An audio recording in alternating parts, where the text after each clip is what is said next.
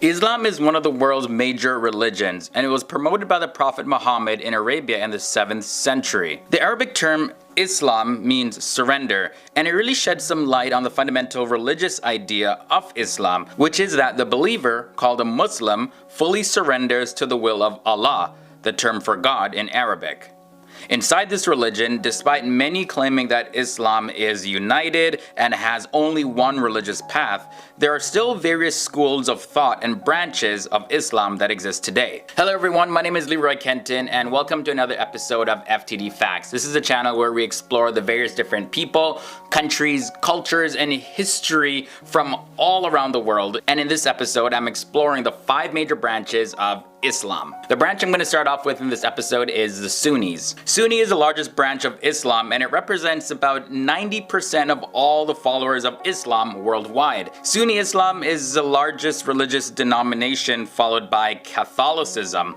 And Sunnis regard their branch as the mainstream and traditionalist branch of Islam. Sunni followers believe that Muhammad had not appointed a specific successor. And many years after the death of the Prophet and a lot of debate, followers chose Abu Bakr to be the successor. Abu Bakr became the first openly declared Muslim outside of Muhammad's family. Abu Bakr had served as a very trusted advisor to the Prophet Muhammad. Now when we look a little bit closer inside what the Sunnis believe, well, a lot of their beliefs really emphasize the views of their community at large. With the Sunnis instituting consensus, this allowed them to incorporate various different customs that came through historical development but don't necessarily have any base roots in the Quran. The Sunnis also recognize the 6 sound books of Hadith, and these books of Hadith contain spoken tradition that's attributed to the Prophet Muhammad. The Sunnis also accept the 4 schools of Islamic law.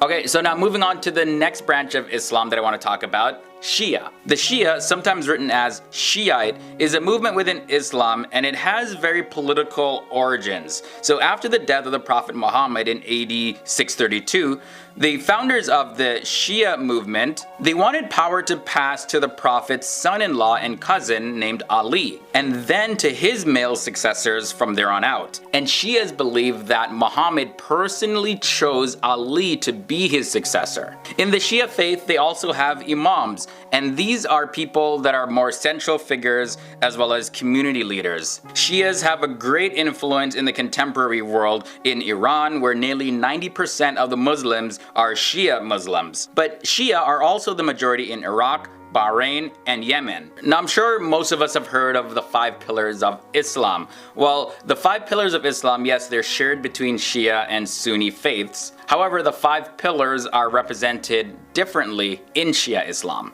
The 5 principal pillars of Shia are tawheed, which is the oneness of God, nabuwa, which is prophethood, resurrection, divine justice, and imama, which is a belief in the political and spiritual supremacy of the Prophet's successors. Now before we continue, we have done several videos that explore the religion of Islam in a lot more details. I do have a playlist in the card section of this episode. There's also a link in the video description, and I'll also have the playlist at the end of this episode. And in it, there's a video where we talk a lot about the differences between the Shia and the Sunni Muslims, a lot more in detail, so you definitely want to check that out. The third branch of Islam now that I'm going to talk about is Ibadi. Ibadi is a school of Islam that's very dominant in the country of Oman. Although Ibadism is often described as very conservative, it is considered a tolerant sect of Islam, and it emphasizes the rule of the just and rejects violence as a means to political ends. The Ibadi population is very small when you compare it to the Sunni and Shia Muslim population. There are roughly 2.72 million Ibadis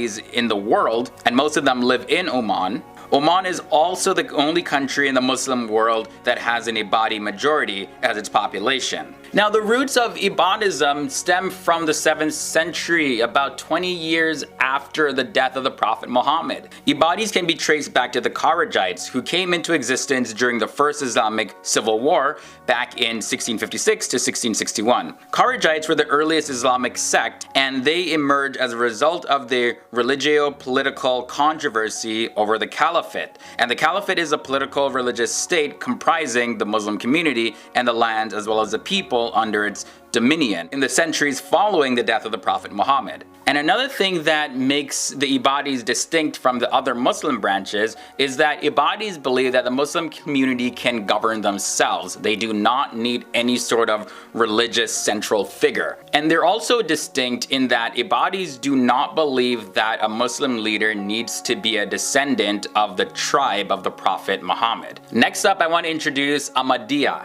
The Ahmadiyya Muslim Jamaat is a very dynamic and it's also a fast-growing international movement within Islam. It was founded in 1889. The Ahmadiyya is the only Islamic organization to believe that the long-awaited Messiah has come in the person of Mirza Ghulam Ahmad, who was born in 1835 to 1908 in Qadian, India. Mirza Ghulam Ahmad claimed that he was divinely appointed as both the promised Mahdi, which is the guided one, and Messiah expected by Muslims to appear towards the end times of the earth and bring about a very peaceful triumph of Islam all across the world. It's also believed that Mirza Ghulam Ahmad would embody the expected religious figure of major religions around the world. The Ahmadiyya believe that God sent Mirza Ghulam Ahmad, just like Jesus, to end religious wars, condemn violence and bloodshed, and reinstitute morality in the world, as well as justice and peace worldwide. So with that said, the followers of Ahmadiyya Islam do not believe that Muhammad is the final prophet. Now, the largest populations of Ahmadiyya Muslims are found in Indonesia, West and East Africa, as well as South Asia. As part of their efforts to really revive Islam, the Ahmadiyya Muslim community, they continue to spread Ahmad's teachings of moderation and restraint, and all of this in the face of opposition from other Muslim groups. The Ahmadiyya Muslim community also believes in the separation of mosque and state, so the difference between religion and politics. They want to keep that completely separate. Over a century ago, Mirza Ghulam Ahmad, he taught his followers to protect the sanctity of both religion and government by becoming righteous souls following your religious practices, as well as being loyal and faithful following the laws of the land, but never ever combine the two of them. Now, the final group I'm talking about in this episode is Sufis. Sufism, known as Tasawwuf in the Arabic-speaking world, is a form of mystical Islam, and they really emphasize the beliefs and practices in which Muslims can seek and find a path to divine love and knowledge through direct personal experiences of God. The Sufi practice focuses a lot on the renunciation of material things. They focus a lot on the purification of the soul, and followers try to get closer to God by seeking spiritual learning known as tariqah. One of the most important rituals in Sufism is the zikr. During a zikr, one remembers God through meditation, chants, as well as a lot of body movement. Certain attributes and qualities of God are repeated by the person until they become saturated with God. Now, this ritual is supposedly supposed to transform them, and as they dance and move around for hours, they reach a state of ecstasy in which they purify their heart, where they are only conscious of the presence of God. This is a complete surrender and a complete emptiness to self. They believe that this experience of higher consciousness and being one with God does not have to wait until paradise. It can actually be achieved now, right here on earth as we know it. Turkey and Persia are actually considered to be centers of Sufism throughout the world,